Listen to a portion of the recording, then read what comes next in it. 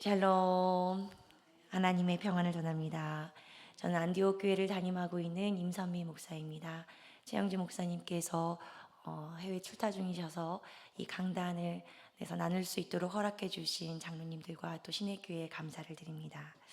오늘 아침도 생명을 연장시켜 주신 하나님께 감사를 드리며 하루의 첫 시간을 구별하여 하나님 앞에 앉아있는 저와 여러분에게 하나님께서 풍성한 은혜를 베풀어 주실 줄 믿습니다. 아멘. 성경 66권의 책을 모두 좋아하지만 그 중에 야고보서는 특히나 제가 사랑하는 책입니다. 물론 종교개혁자 루터는 야고보서에 대해서 지푸라기 서신이라고 표현했지만 그가 그렇게 말한 이유는 야고보서가 언뜻 보기에는 믿음보다 행함을 더 강조하는 것처럼 보이기 때문이죠. 그러나 믿음과 행동은 동전의 양면과 같아서 둘 중 하나만 존재할 수 없기에 야고보서 또한 저희에게 소중한 책으로 성경에 들어가 있겠죠. 이번 주 야고보서를 살펴보려고 하는데요. 먼저 야고보서의 저자는 누구일까요? 야고보는 아시겠지만 사람 이름입니다. 제가 안디옥 교회는 어린아이들이 많아가지고 이게 사람 이름인지 동네 이름인지 먼저 가르쳐 줘야 돼요. 여기는 그렇지 않겠지만 야고보서는 사람이에요. 성경에 야고보가 몇 명이나 등장하시는지 저도 모릅니다. 하지만 이 야고보서의 저자는 예수님의 동생 야고보일 확률이 가장 높다고 익히 많은 신학자들이 주장하고 있어요. 배경은 이 야고보 사도는 모교회, 어머니 교회 예루살렘 교회에 아주 영향력 있는 리더였습니다. 그는 예루살렘에서 이 야고보서를 썼을 거라고 추정되는데요. 오늘 읽은 1장 1절에 보면 하나님과 주 예수 그리스도의 종 야고보는 흩어져 있는 12지파에게 문안하노라 라고 되어 있어요. 12지파라고 하면 유대인일까요? 이방인일까요? 죄송합니다. 제가 설교할 때 물어보는 게 이렇게 버릇이 돼가지고 새벽 예배 때 지금 물어보면 안 되는데 유대인입니다. 아직 이방인에게 설교가 이 복음이 막 퍼지지 않았을 그 무렵에 예루살렘에서 아주 큰 사건이 있었죠. 스데반 집사님이 죽게 되었습니다.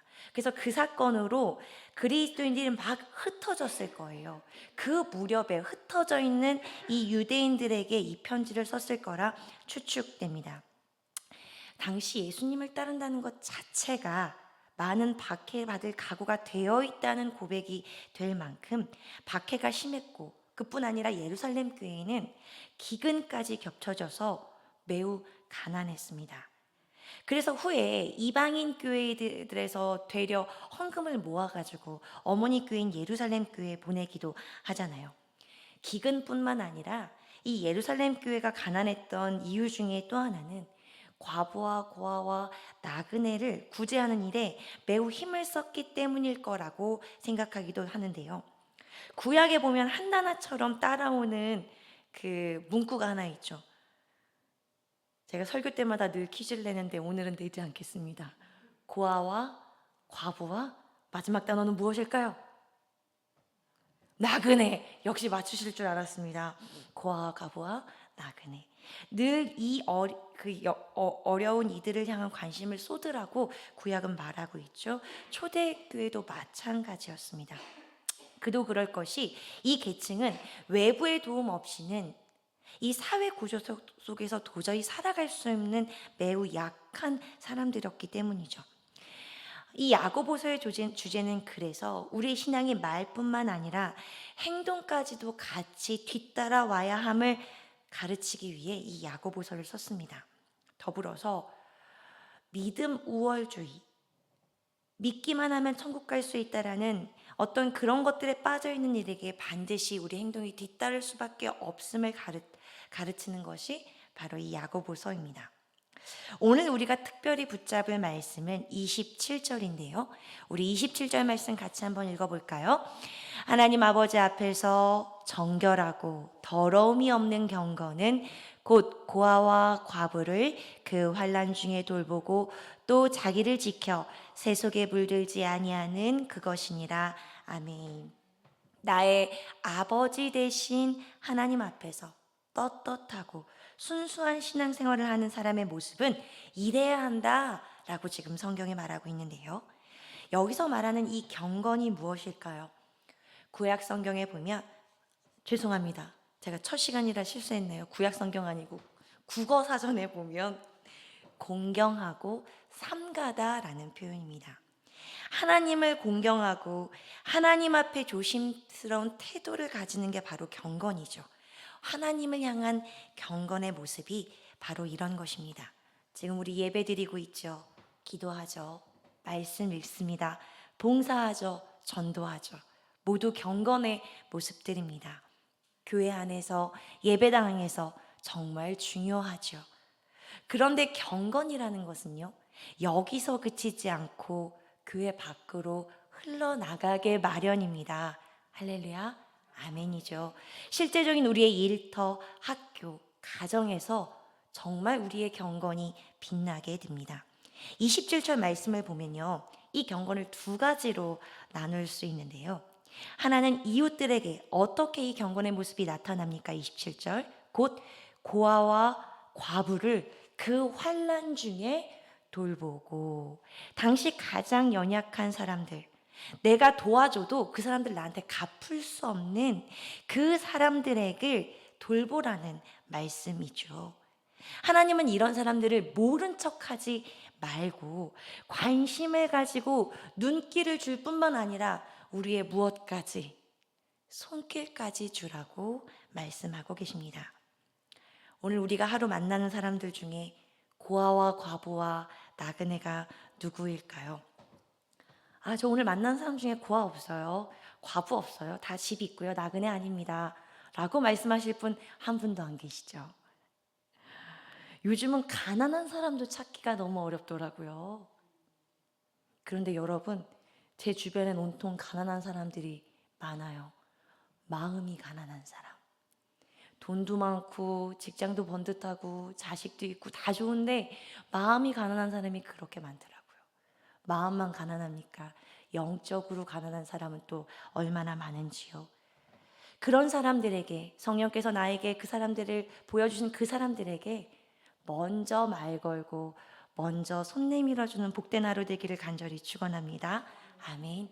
두 번째는 자기를 지켜 세속에 물들지 말라고 말하고 있어요. 이건 나 자신에 대한, 개인을 향한 경건의 모습이죠. 이건 단순히 세속에 물들지 말아라 라는 이야기는 아니라는 건 다 아실 겁니다. 그런데 저는 20살 때 몰랐어요. 세속에 물들지 말란 얘기가 그 당시 제 생각에는 유행가 듣지 말고, 영화 보지 말고, 드라마 보지 말고, 화장품 사지 말고, 뭐 이런 게 세속에 물들지 말란 얘기가 아닌가라고 생각해서 그렇게 살았지만, 그런 식으로는 우리가 어떤 목표를, 예수님 말씀하신 경건의 목표를 따라갈 수가 없죠. 예수님이 여기서 지금 야고보 사도가 말하는 이 세속에 물들지 말라는 말에서 저는 이 물들다라는 단어가 굉장히 마음에 와닿았습니다. 세상에서는 끊임없이 세상의 메시지를 외치고 있어요. 세상이 외치는 메시지는 단순해요. 네 인생의 주인은 누구다? 너라는 거예요. 네 인생의 주인은 너라는 거예요. 그러면서 뭐가 가장 최고다? 돈이 가장 최고다. 세상의 모든 드라마와 광고와 그런 걸 계속 보고 있으면 이 메시지로 수렴해요. 네 인생의 주인은 누구다? 너다라는 거예요. 그런데 성경은 우리와 그 정반대의 말씀을 하고 계시죠. 우리 인생의 주인은 누구십니까? 할렐루야. 아멘. 우리 인생의 주인은 우리가 아니라 하나님이시다 라고 세상 속에서 고백하면 무슨 소리 하는 거야? 그래서 우리가 하나님을 위해 살아가야지, 나에게 주신 돈 내가 벌었지만 실상 내 거 아니라 라는 이런 고백을 하는 것이 말씀과 교회에서 하는 메시지라는 거예요.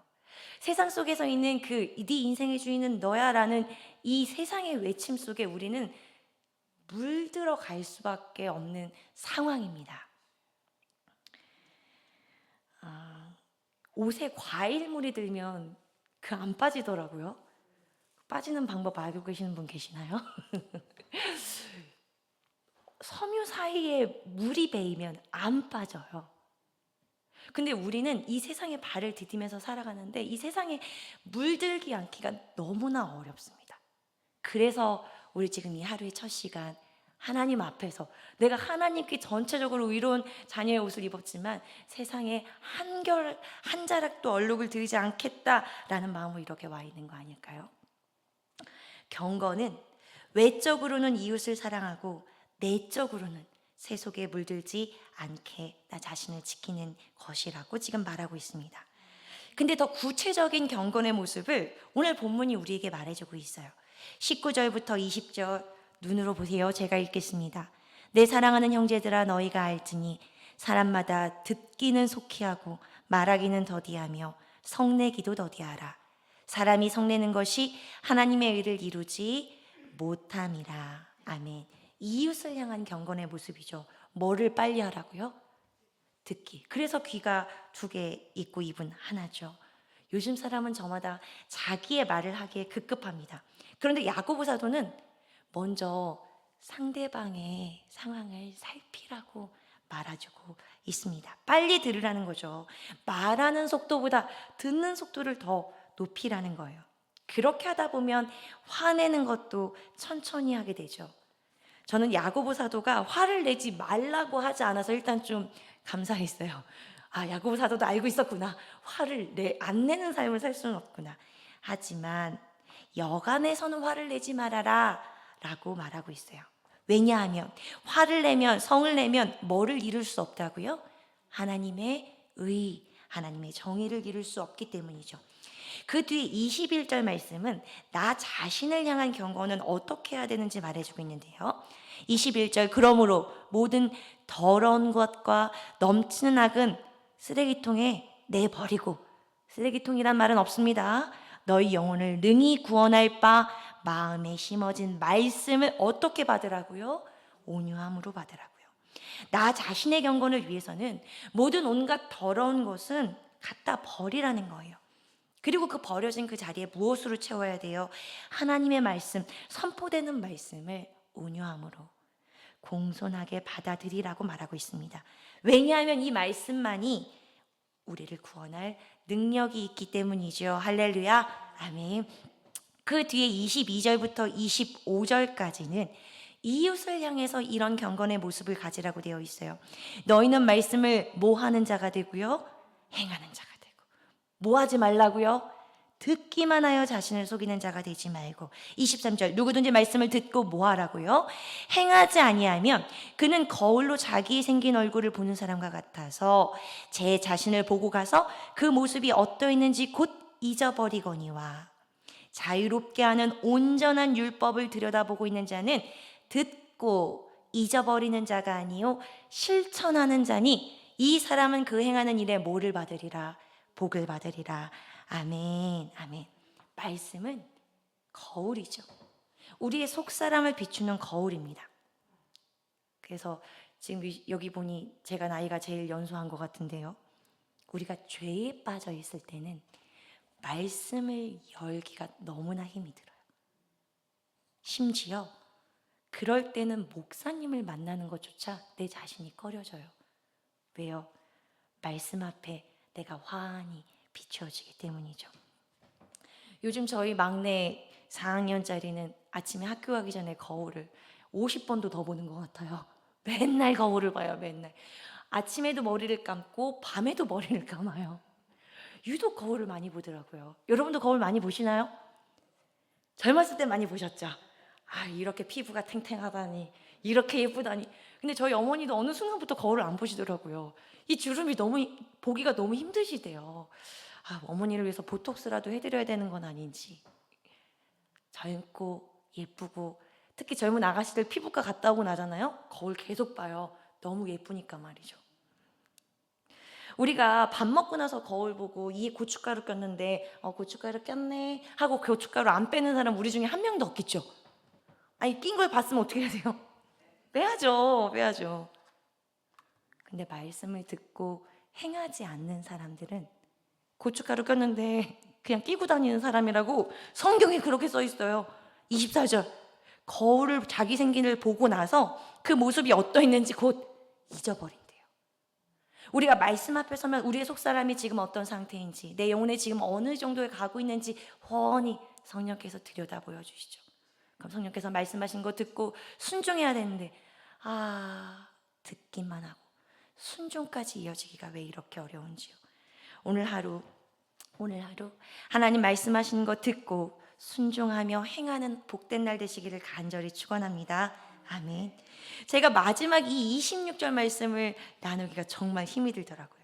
26절 말씀은 나 자신에 대한 경건의 말씀인데요. 읽어볼게요. 누구든지 스스로 경건하다 생각하며 자기 혀를 제갈 물리지 아니하고 자기 마음을 속이면, 그런 사람들 경건은 뭐라고요? 헛것이랍니다. 헛것.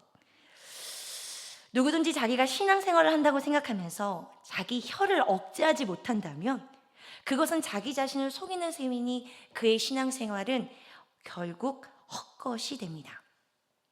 예수님께서는 당시 유대인들이 되게 철저하게 지키는 그 율법 중에 이건 먹고 이건 먹지 말고, 여기는 가고 여기는 가지 말고, 그런 방식들에 대해서 쭉 말씀하시면서 그것보다 더 중요한 게 있다고 말씀하셨죠. 그런데 예수님 말씀하신 것 중에 이런 게 있었어요. 너네 그렇게 뭐 먹고 안 먹는 거 그렇게 신경 쓰는데 먹는 건 다 어디로 나온다? 입으로 들어가는 건 다 어디로 나온다? 뒤로 나온다. 너희들 마음에서 나오는 그 더러운 것을 버려야 된다고 말씀하셨어요. 예수님 뭐라고 말씀하셨냐면요, 악한 생각, 음란, 도적질, 살인, 간음, 탐욕, 악독, 속임, 음탕, 질투, 비방, 교만, 우매한, 이런 것들이 사람에게서 나와서 사람을 더럽게 한다라는 거예요. 그래서 야고보사도 뭐라고 말해요? 너무나 강력한, 너무 좀 센 말이죠. 제갈, 어느 동물의 제갈을 물립니까? 소의 제갈 물리지 않나요? 소의 제갈 물리는 것처럼 우리들 혀에, 이 새치 혀에 제갈을 물리라는 거예요. 한마디도 하지 말라는 게 아니죠. 예수님 말씀하셨던 이런 더러운 것들이 입 밖으로 나오지 않도록, 설사 생각까지 있었다 하더라도 입 밖으로 튀어나오지 않도록 조심 또 조심하라는 거예요. 어제 제 입에서 나왔던 말들을 돌아보게 되네요. 오늘 저와 여러분의 입에서 나오는 모든 말은 예수님의 향기가 되는 말들로만 채워지기를 간절히 기도합니다. 아멘. 악한 것들은 모양이라도 버리는 하루 되기를 간절히 기도합니다. 그래서 오늘 그리고 나서 27절 말씀입니다. 우리 27절 말씀 같이 한번 읽어볼까요? 하나님 아버지 앞에서 정결하고 더러움이 없는 경건은 곧 고아와 과부를 그 환난 중에 돌보고 또 자기를 지켜 세속에 물들지 아니하는 그것이니라. 아멘.